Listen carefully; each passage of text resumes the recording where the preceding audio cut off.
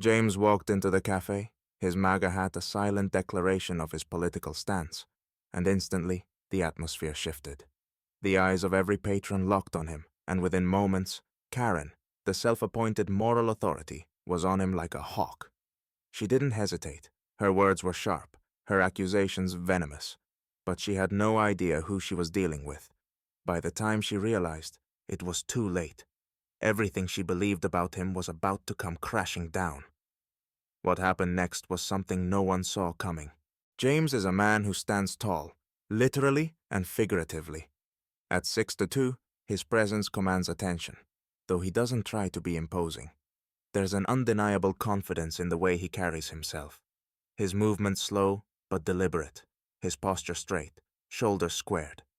His short chestnut hair is neatly cropped, the edges sharp and purposeful, complementing his well-groomed beard that adds a rugged yet approachable edge to his appearance.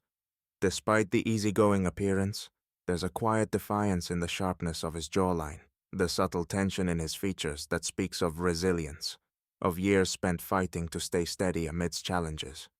James's dark eyes are the kind that observe everything with a calculating intensity. They miss nothing. He's not the type to speak much, preferring to take in his surroundings, studying the dynamics of every room he enters. He dresses casually, a navy blue t-shirt that fits just right, faded jeans that have seen better days, and sneakers that have been worn in by miles of walking. He doesn't scream for attention, but then again, he doesn't need to. The bright red MAGA hat perched on his head does the talking for him. It's a deliberate choice, proudly worn, almost defiantly so. His hat says everything, his beliefs, his stance, and it's clear to anyone who cares to look that he's not hiding who he is. As James steps into the trendy downtown cafe, the contrast between his laid-back style and the energy inside is almost immediate.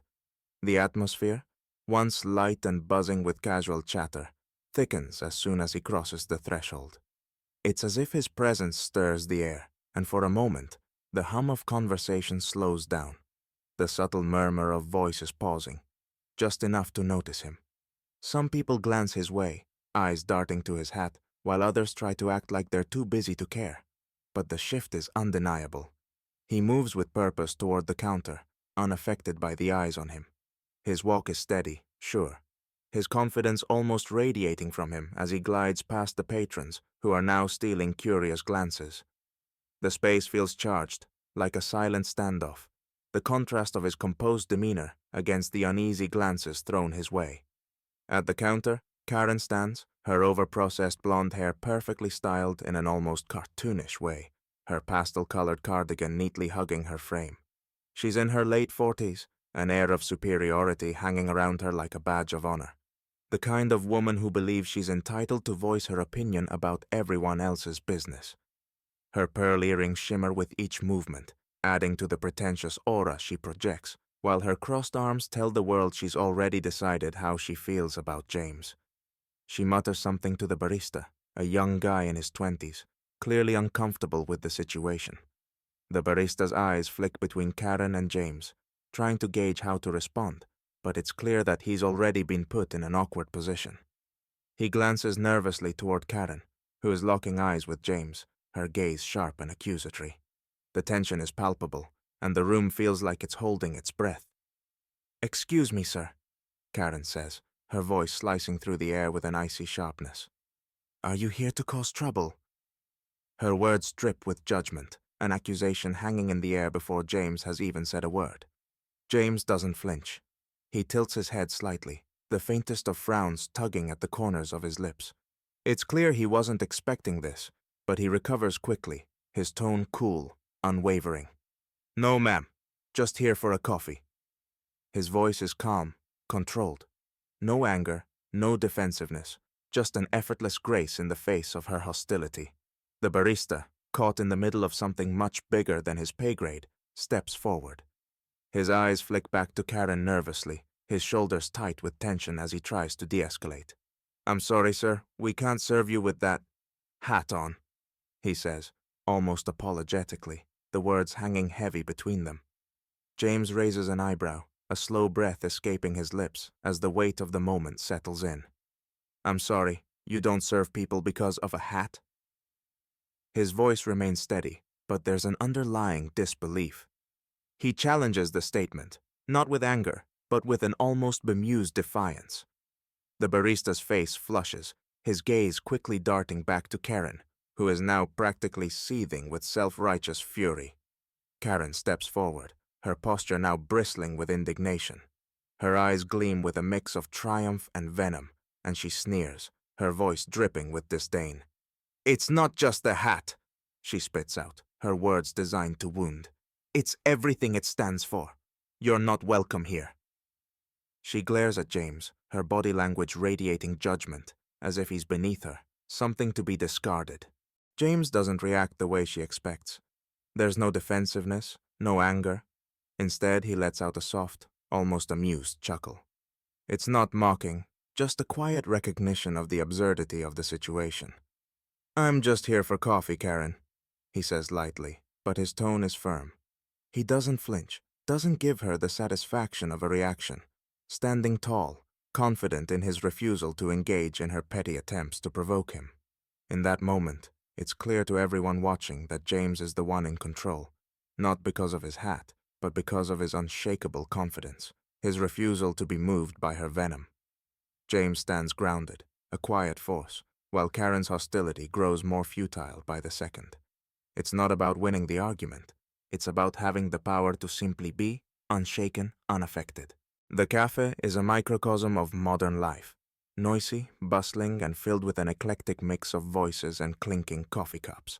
The low hum of conversation mingles with the hiss of the espresso machine, but it's all background noise now, the cacophony fading into a tense silence as the verbal sparring match between James and Karen unfolds in the center of the room. A group of young professionals sits in the far corner, their chatter briefly interrupted by sidelong glances in James's direction. The occasional whisper drifts through the air, but none of them dare intervene. They're all too familiar with the tension that hovers, thick and uneasy, like a storm on the horizon. A few patrons, regulars who've witnessed countless awkward moments over the years, steal quick glances. Some even murmur to each other, sharing uncertain looks, sensing the brewing conflict but unsure of its depth. It's one of those moments where everyone feels the energy shift, but nobody is brave enough to engage.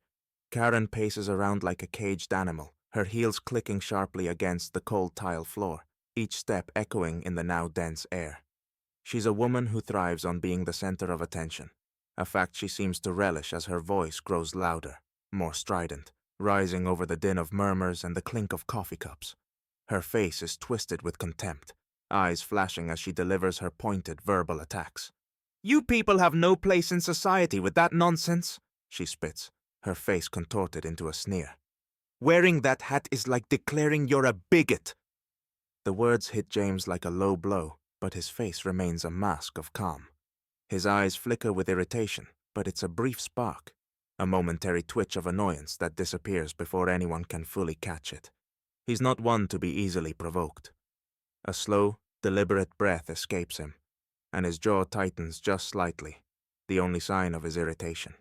He answers her with a voice as steady as ever, cool and even, as if she were just another part of the background noise. "I'm here for coffee, not to fight. You don't know me." Karen's eyes gleam with the hope that she's getting to him. She steps closer, her posture growing more aggressive, waiting for him to snap, to take the bait. But James doesn't flinch. Instead, he stands tall and unwavering, his presence calm but unyielding. His posture is loose yet firm, like a coiled spring ready to spring into action. But he never does. The more Karen rants, the more the weight of her words bounces off him. Ineffective, powerless. Meanwhile, the barista, caught in the middle, watches the exchange with increasing discomfort.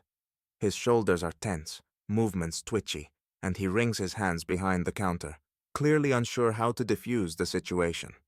After a moment, he steps forward, his voice quiet but apologetic, betraying the discomfort he feels. I'm afraid I'll have to ask you to leave, sir," he says, his words carefully measured, heavy with regret. "It's a policy."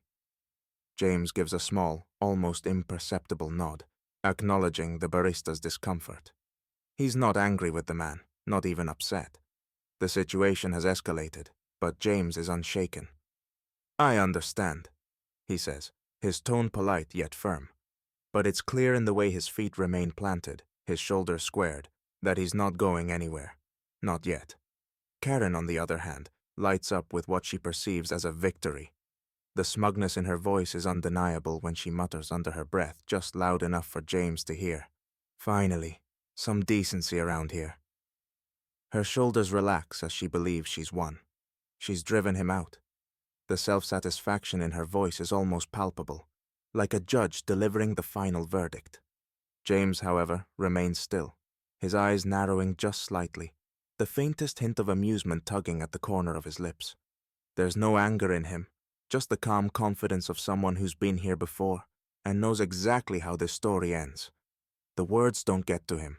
They never will. He stands his ground, the stillness around him an impenetrable wall. His pulse quickens, but not from fear. Just the subtle rush of adrenaline that comes from standing firm in the face of unjust provocation. His grip on the counter tightens a fraction, but it's not a move toward aggression. It's a signal to himself that this moment will pass and he will remain unshaken. Then, without raising his voice or giving her the satisfaction of a heated response, James shifts his weight, his body leaning slightly toward her, eyes locking with hers in a way that feels almost predatory. Karen steps closer, inches from his face now, her finger stabbing at him like a weapon, as if she were the one holding the moral high ground.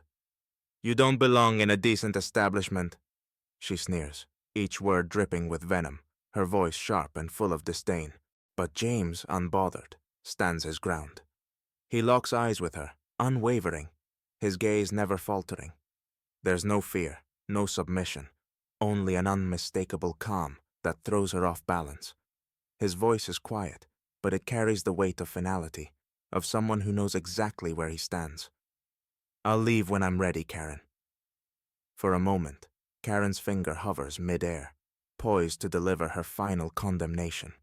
But something shifts in her. The unwavering confidence in James's eyes, his complete lack of fear, leaves her momentarily stunned. She steps back, just slightly, as if questioning herself for the first time. The tension between them is electric, crackling with the energy of two opposing forces, one with the weight of righteousness, the other with the power of quiet defiance. James remains unmoved, his stillness more powerful than any shout or confrontation. And that, more than anything else, begins to unravel Karen.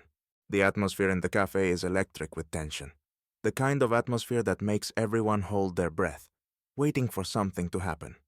The usual hum of conversation has faded into an eerie silence, save for the occasional clink of a coffee cup being set down or a muffled whisper. Eyes are locked on James and Karen, each person in the cafe becoming an unwilling spectator to the unfolding drama. Some patrons, who moments ago were lost in their own world, now sit up straighter, eyes wide, eager to see where this will lead. Others pretend to look away, but their gaze flicks back like moths to a flame. Karen, feeling the weight of the eyes on her, seems to grow bolder with every passing second. Her face is flushed with righteous anger, her movements more frantic like a cat backed into a corner. She paces in front of James, eyes narrowing with contempt, her words cutting sharper now. "You don't belong here," she hisses, each word a jabbing accusation. "You're just a symbol of everything wrong with this country." Her voice rises with every syllable, thick with venom and malice, as if she's not just attacking him, but every idea he represents. James's patience, already stretched thin, snaps. The edge in his eyes softens, but the weight of the moment is clear in the subtle tension that builds in his shoulders. His chest rises with a deep breath, a sigh that escapes him, a quiet release of the frustration he's been holding back. He knows he can't let her drag him into her emotional frenzy, but at this point, the whole situation has become absurd. With a deliberate, measured step, he begins to move toward the door, not because he's defeated, but because he's done. He's not going to dignify her words with a reaction. He doesn't need to be here. He never did. As he makes his way toward the door, Karen's voice rises in a final, desperate attempt to assert her control. "Call the cops!" she yells, her words sharp, cutting through the silence like a siren. "Get this trash out of here!" The barista flinches at the command, his eyes flicking nervously between Karen and James. His hands tremble as he pulls out his phone, clearly torn. The poor guy is caught in the crossfire, not wanting to escalate things further, but feeling the pressure from the woman who has turned the entire cafe into her personal stage. As his fingers hover over the screen, the moment feels agonizingly drawn out. He can't meet James's eyes, and that speaks volumes. James, however, isn't watching him. His focus is on the door. The sound of it swinging open is a small, satisfying relief. He steps outside into the fresh air, the rush of freedom almost tangible as the door clicks softly behind him. But before he disappears completely, he turns one last time to glance at Karen, his expression calm, unbothered, yet laden with a quiet disappointment. "I don't need to be here, clearly," he says, his voice low, but the words hang in the air like a weight. There's no anger in them, just the quiet realization that some battles aren't worth fighting. With one last look, he steps out into the street, his back straight and shoulders relaxed, a man who knows his worth without needing to prove it. Inside, Karen watches him go, her face twisted in frustration, the crowd around her silent. The moment of supposed victory slips away from her like sand through her fingers. As James steps out into the fresh air, the door clicking shut behind him, the mood inside the cafe shifts in an instant. The tension that had once been so thick, it felt like it could be sliced with a knife, suddenly evaporates. What no one in the room had realized, though, was that this entire exchange had been meticulously set up. Hidden cameras, tucked away in corners, and cleverly disguised among the shelves, had been rolling since the very first moment James walked in with that bright red MAGA hat perched on his head. And just as James exits, the hidden cameraman, blending effortlessly into the background, moves toward Karen, the once emboldened antagonist of the whole ordeal. Karen's attention, still fixated on James, is snapped back to reality as the cameraman approaches her, his presence subtle but undeniable. His camera, sleek and professional, catches the light as it moves into her line of sight. The sudden shift in the air, the way the crowd's murmurs grow louder, catches her off guard. The barista, now visibly shaken by the turn of events, steps forward, his face pale as he looks at Karen. He opens his mouth to speak, his voice a mix of discomfort and apology. "She's part of the crew, Karen," he says, motioning discreetly toward the camera woman who had been watching the entire exchange unfold. "This is a social experiment about intolerance. That man was never meant to be treated like that." Karen freezes, the color draining from her face as the full weight of the situation hits her like a ton of bricks. Her mouth opens, but no words come out at first. The cafe, once a stage for her tirade, now feels like an arena of judgment. The people around her, who had been watching with rapt attention, some silent, others subtly enjoying her discomfort, begin to murmur. Whispers ripple through the crowd, voices low but unmistakably growing louder. It's a chorus of realization, a collective shift in understanding. She's no longer the victor of the moment. She's the one being scrutinized, the one who's now the subject of judgment. "Wait, what?" Karen stammers, her voice shaky, her eyes darting between the barista and the cameraman. Her posture collapses, and the self-assured confidence that had once defined her stance begins to crumble. She looks around the room in disbelief, as if expecting someone to come to her defense, but no one does. The atmosphere, once thick with tension, is now thick with awkwardness, the room brimming with discomfort that no one knows how to address. The camera continues to roll, capturing every cringeworthy moment, every flicker of realization across Karen's face. It's a scene that, though fleeting, will undoubtedly linger in her mind for a long time. Outside, just a few feet away from the door, James watches the entire scene unfold through the large glass window. He stands there, a small grin tugging at the corners of his lips. It's not a malicious grin. It's the kind of grin you give when you know something others don't, when the world has just flipped and you've been on the winning side all along. "She's going to be in for a ride," he mutters under his breath, the words light but full of satisfaction. The corner of his mouth twitches as he watches Karen, now completely undone, stand alone in the spotlight she once thrived in. The once assertive woman who had tried to push him out of her world is now drowning in the very discomfort she'd created. The quiet justice of the situation is almost too sweet to ignore. Inside, the awkward silence drapes over Karen like a cloak. The cafe's patrons now more eager to leave than they ever were to engage. The cameras keep rolling, but Karen's part in this story is rapidly winding down, her ego deflated, her actions laid bare. And James, with his back to the window, walks off into the street, a quiet victory under his belt, knowing the tables have been turned in a way that no one saw coming. A few days later, the footage of the social experiment begins to spread like wildfire across social media. Karen, still blissfully unaware, becomes the viral face of intolerance. The video clips, showing her berating James and declaring him a symbol of everything wrong with this country, are shared across platforms, viewed by millions. The public response is swift and unforgiving. Comments flood in, calling her out for her blatant discrimination, condemning her judgmental behavior, and mocking her ignorance. The hashtag #KarenTheBigot trends almost instantly, and memes depicting her as the embodiment of out-of-touch, bigoted thinking start circulating with the kind of speed that only the internet can manage. Within hours, the cafe's reputation is in tatters. People from all walks of life are weighing in, expressing their disgust over the treatment of James, criticizing the cafe's handling of the situation, and demanding accountability. The backlash is so intense that the cafe's social media accounts are overwhelmed with an avalanche of negative reviews, angry comments, and calls for action. It's only a matter of time before the pressure forces Karen's workplace, her real job, away from the cafe, into action. Soon, the phone rings at James's apartment. He picks it up without a second thought. It's the cafe manager again, and his voice sounds tight, almost apologetic, as though he's already anticipating James's response. "Sir, we've made a donation to your charity of choice as part of our apology," the manager says, stammering slightly. "And Karen, well, she was let go." James's eyebrows raise slightly, but he can't help the small, knowing grin that forms at the corner of his lips. He leans back in his chair, his tone casual, almost playful as he responds, "I'm not interested in charity, but I'm glad someone learned their lesson." The manager, still on the other end, mumbles something about trying to make amends, but James isn't listening anymore. The conversation feels like a formality, an attempt to assuage some of the damage done by a mistake they'll never live down. As the line goes dead, James leans back and lets out a deep, satisfied chuckle.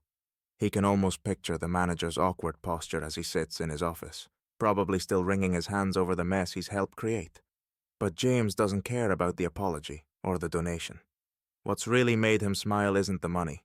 It's the fact that Karen, the embodiment of self-righteous intolerance, had been unceremoniously fired, her own bigotry now her undoing. The real magic wasn't in the hat, it was in the justice served. And that, he realizes with a smirk, is the most satisfying part of all.